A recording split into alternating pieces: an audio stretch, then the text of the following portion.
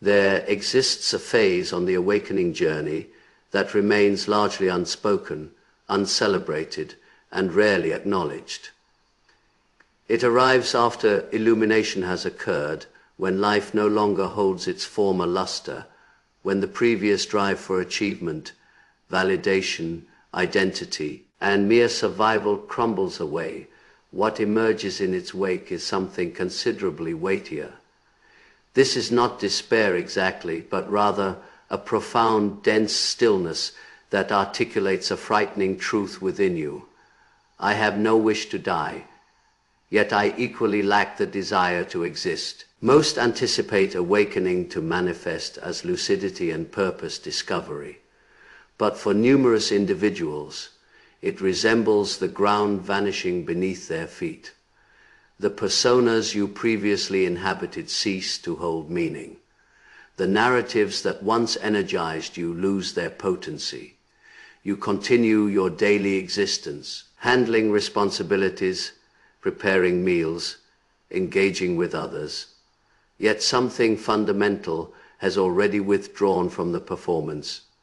You experience no suicidal ideation, rather a post-survival state, as though the component of yourself engineered to pursue life has quietly stepped down. This marks the point where ego death transitions from abstract poetry to visceral reality.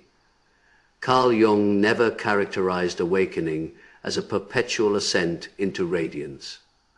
He cautioned that when the former self disintegrates, an extended interval follows where significance dissolves before reconstituting itself. The psyche dismantles its previous framework before constructing a replacement, and throughout this dissolution, the nervous system experiences not enlightenment, but disorientation, emptiness, suspension in a soundless anteroom between your past identity and your emerging self. The desire for non-existence originates here, not from death, seeking, but from the severing of attachment to being somebody.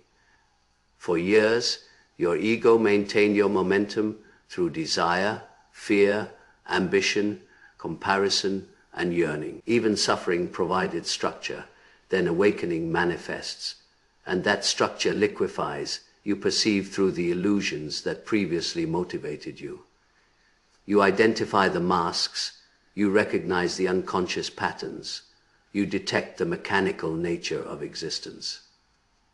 Suddenly, the question transforms from how do I achieve success to why engage at all. This represents neither pathology nor deficiency.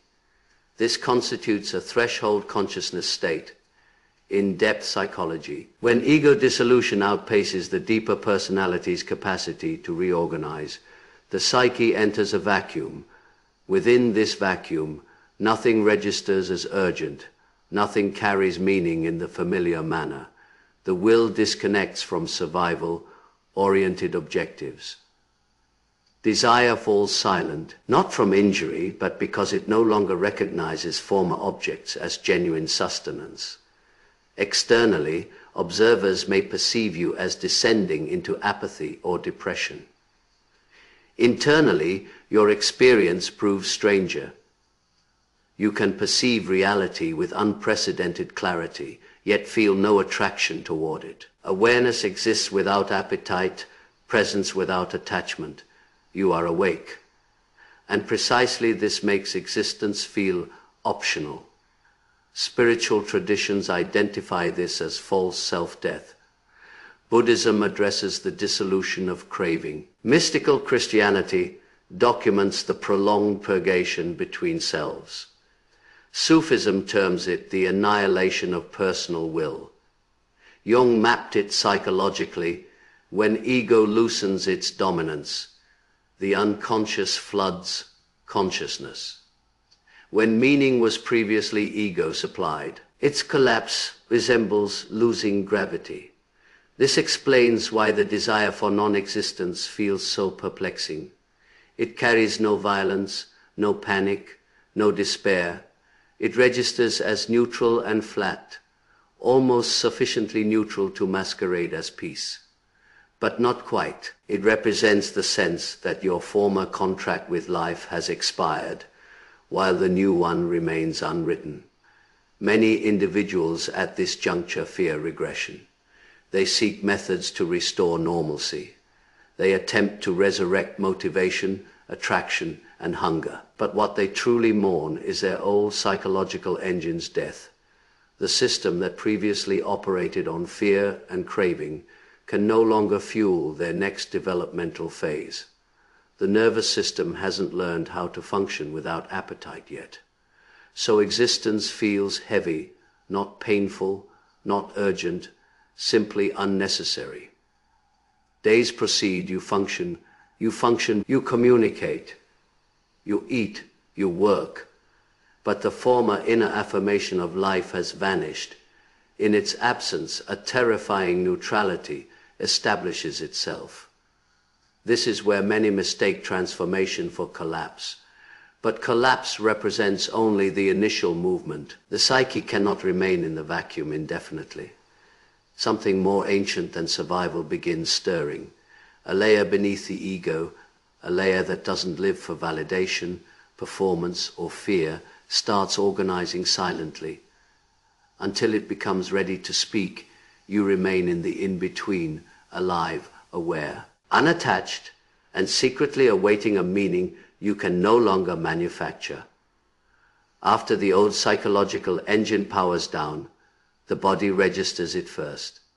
The mind may comprehend what occurred, but the nervous system experiences confusion.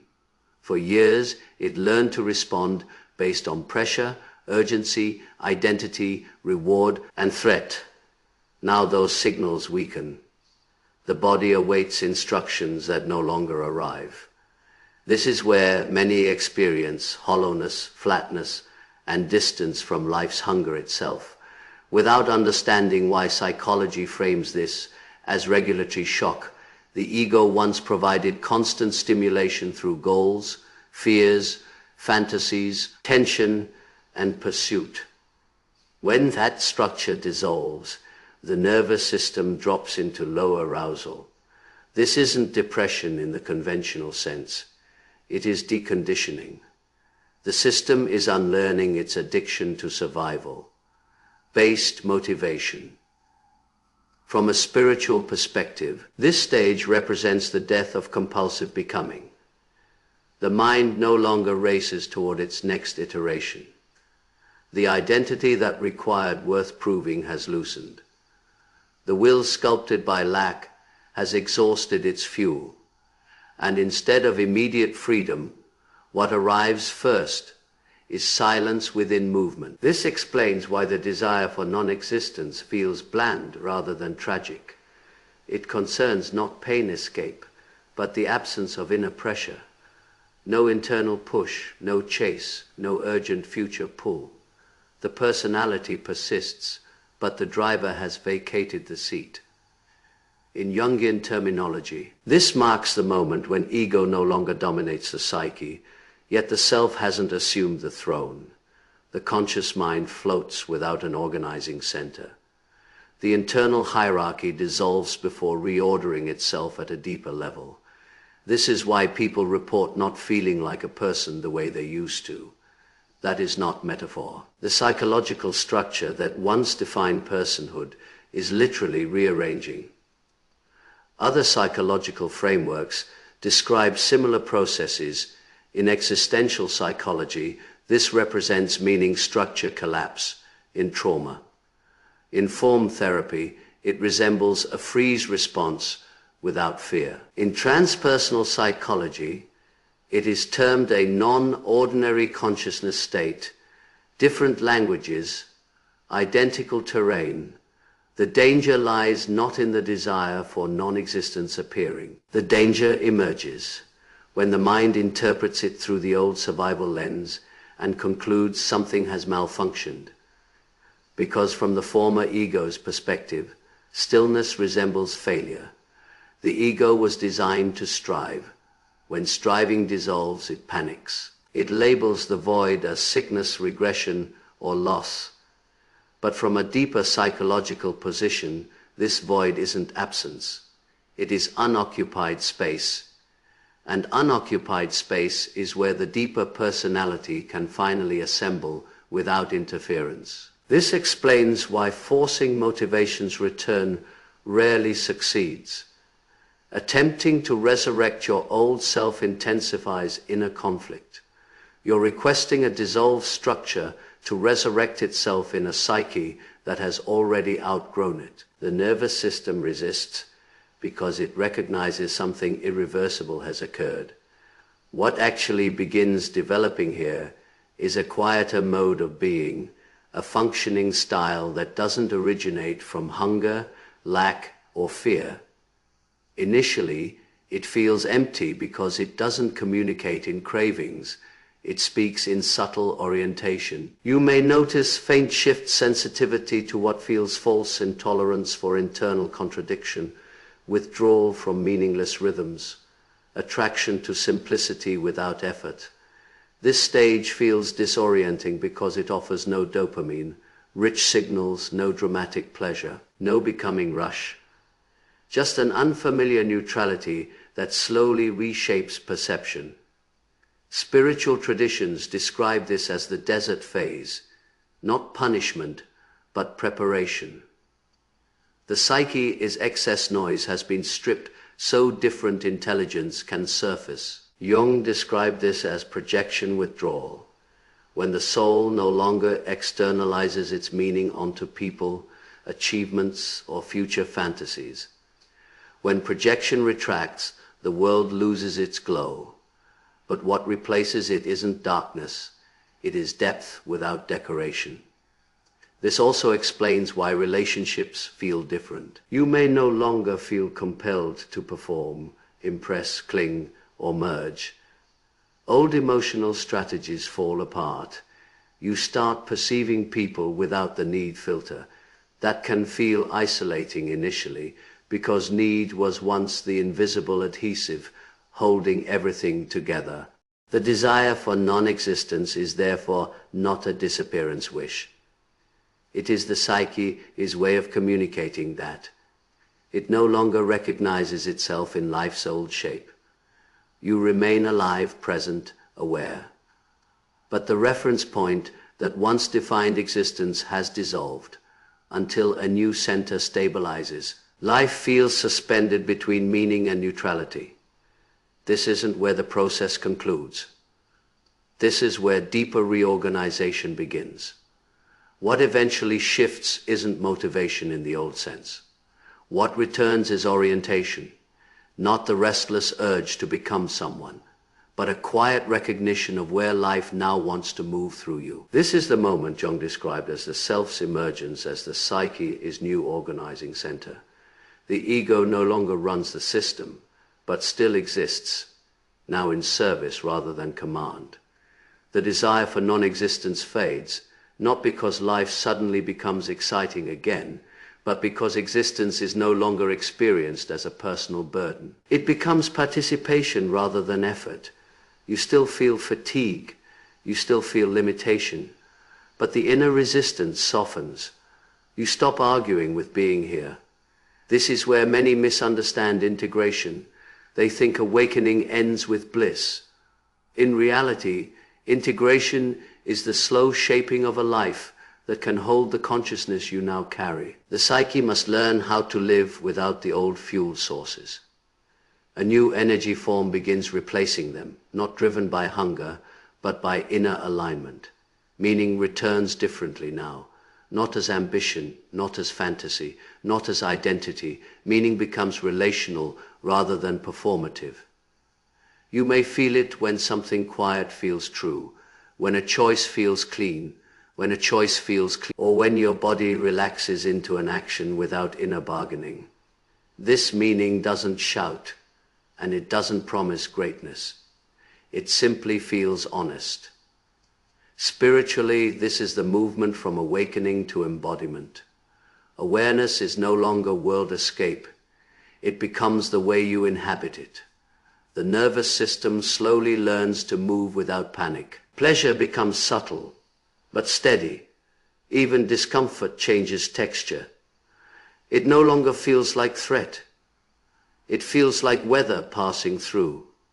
Jung warned that many people remain trapped in the liminal phase because they romanticize the death but resist the rebirth. It is easier to live in the identity of the one who has seen through the world than to actually re-enter life without illusion. The desire for non-existence can quietly become a refuge, a way to avoid the vulnerability of participating again. But participation now has a different quality. You no longer barter yourself for validation, and you no longer chase worth reflections. You engage because something in you resonates, not because something in you lacks. This is also where the shadow returns in a new way. Earlier, it was dismantled alongside the ego. Now, it reappears as raw vitality, anger, passion, desire, creative force, all resurfacing without the old distortions. Not suppressed, not compulsive, but integrated. The shadow stops acting as an enemy and begins to behave like power with conscience.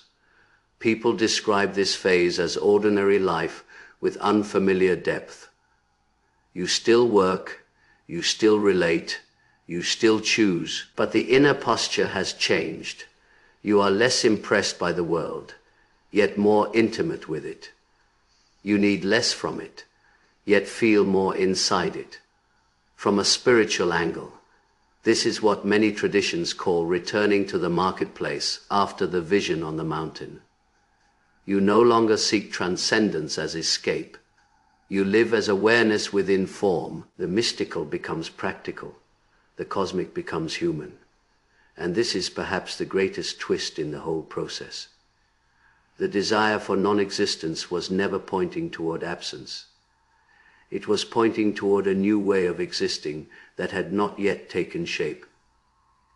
What dissolves during ego death is not life. It is the idea of life you are unconsciously serving. Once that dissolves, existence must be rediscovered without pre-written meaning. And that rediscovery takes time, because the psyche does not move by insight alone. It moves by rhythm, by regulation, and by gradual trust in a new inner gravity. Slowly, the nervous system learns that being here no longer requires performance. The heart learns to attach without losing itself, and the mind learns to rest without collapsing.